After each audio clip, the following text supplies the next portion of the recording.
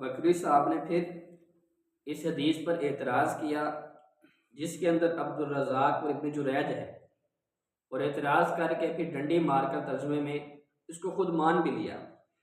तर्जुमा क्या किया और उसके अंदर डंडी क्या मारी, वो भी आप थोड़ा सा मुलाहिज़ा फरमा लें।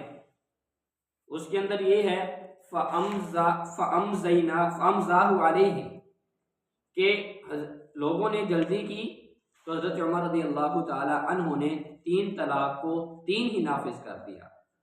अब बकरवी साहब कहते हैं कि हज़रत उमर रज़ी अल्लाह ताला अन्हु ने उसमें शरीयत वाला जो कानून था वो नाफिज कर दिया। बंदा इसे सवाल करे कि शरीयत वाला क्या कानून था, अब सलम का क्या कानून था? वो ये था कि जो 3 तलाक थी उनको तो एक माना जाता था सलम के दौर में।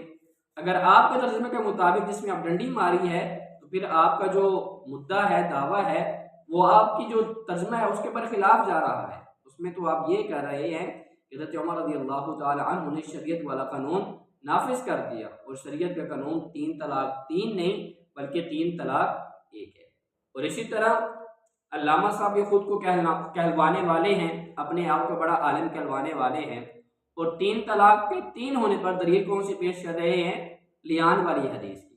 बताइए से पूछे कि लियान वाला अलहदा मसला है और उसमें आप तलाक को कहाँ से लेकर आ गए हैं? लियान तो बजाते खुद एक जुदाई का जरिया है। तो आप इस बंदे की इल्मी हवाले से अंदाज़ा लगा सकते हैं कि इसके अंदर कितना इल्म है। जो 3 तलाक के मसले पर दलील कौन सी दे रहा है? लियान वाली, जिसके अंदर ज़मीन और आसमान का फ़र्क है।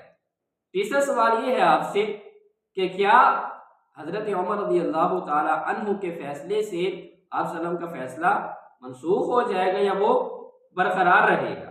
आप सल्लम का फैसला मनसूख हो जाएगा, बरकरार रहेगा? अगर मनसूख हो जाएगा तो फिर आप बताएं, अगली बात फिर बाद में होगी। अगर नहीं होगा तो फिर किसी फैसले को औलियत दोगे या नबी करीम सल्लल्लाहु अलैहि वसल्लम के फैसले को अव्वल मानोगे? हज़रत उमर के फैसले को अव्वल मानोगे या फिर पैगंबर सल्लल्लाहु अलैहि वसल्लम के फैसले को अव्वल मानोगे? ये आप पर है, आप इसका जवाब दें, ये आपके ज़िम्मे है। और अल्लाह ताला से दुआ है कि अल्लाह ताला हमें समझने की तौफीक दे।